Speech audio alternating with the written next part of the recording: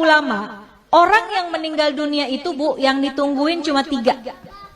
Pertama yang ditungguin adalah kapan datangnya hari kiamat.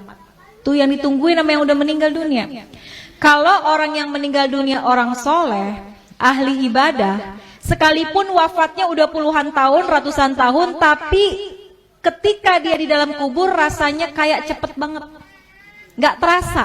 Kenapa? Karena Allah berikan hadiah kuburnya menjadi taman-taman surga. Kita berharap kita bisa model kayak begitu. Tapi sebaliknya, kalau orang yang meninggal adalah orang yang suka zalim, sama Allah nggak pernah dekat, sama manusia senangnya bikin permusuhan, maka sehari aja dia masuk dalam kubur itu rasanya seperti udah puluhan tahun, udah bisa sampai ribuan tahun rasanya. Maka orang yang ada dalam kubur yang meninggal dunia nungguin kapan sih datangnya hari kiamat. Orang baik pengen buru-buru cepat supaya bisa segera masuk dan menikmati keindahan surganya Allah Subhanahu wa ta'ala. Orang-orang sebaliknya, orang-orang yang jahat, yang zalim pengen buru-buru juga datang hari kiamat. Dia pikir kelar siksaan kubur udah selesai. Padahal masih banyak siksaan yang lebih besar, yaitu ketika datangnya hari kiamat. Maka pertama orang yang meninggal nungguin kapan datangnya hari kiamat. Yang kedua, orang yang sudah meninggal kata ulama yang ditungguin kiriman doa dari yang masih hidup. Makanya kalau peringatan haul kayak gini Bu, yang paling girang adalah orang yang dihaulin. Itu dalam kitab Ruh digambarkan, orang yang dikirimin hadiah, ya, Fatihah aja, bahkan sekedar doa dari orang yang masih hidup kepada orang yang sudah meninggal dunia, di dalam kubur hatinya girang luar biasa, bahagia luar biasa, sampai penghuni kubur samping-sampingnya pada ngeliatin Bu. Kayak orang lagi di pesantren, ditengokin sama orang tuanya dibawain makanan, kan teman-temannya pada ngeliatin tuh ya. Itu sama ceritanya seperti apa yang ada dalam kubur.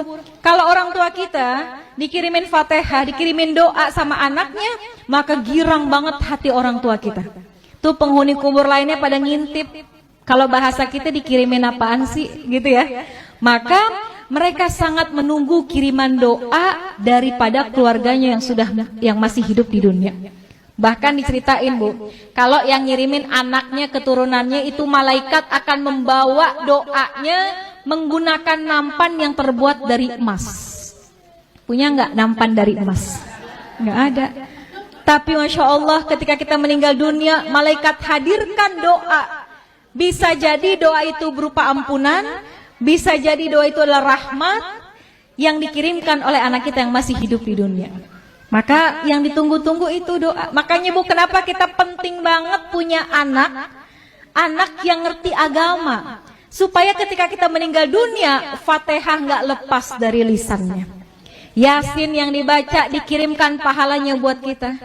Kalau anak Bu ke orang tua, kalau kata guru saya, anak ke orang tua sekalipun nggak dia niatin khusus buat orang tua saya, sekalipun nggak disebut, pahalanya terus dialirkan oleh Allah kepada orang tua kita yang sudah meninggal dunia. Apalagi kalau diniatkan secara khusus. Besok nih bentar lagi mau kurban ya Bu, kita boleh sedekah pahalanya buat orang tua kita, tapi nama kurbannya adalah kita. Kita kirimin deh, kita berkurban, pahalanya kita niatkan buat orang tua. Itu tuh hadiah yang paling baik, yang paling bagus, yang ditunggu-tunggu sama orang tua kita yang sudah meninggal dunia. Yang ketiga, apa yang ditungguin sama orang yang meninggal dunia?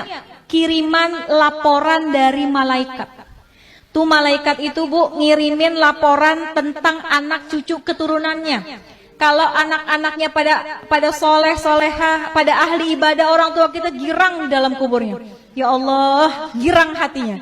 Tapi kalau yang disampaikan oleh malaikat, anak-anaknya pada berantem, anak-anaknya ninggalin sholat, anak-anaknya pada nggak akur satu sama lain, itu juga berita itu akan sampai kepada orang tua kita.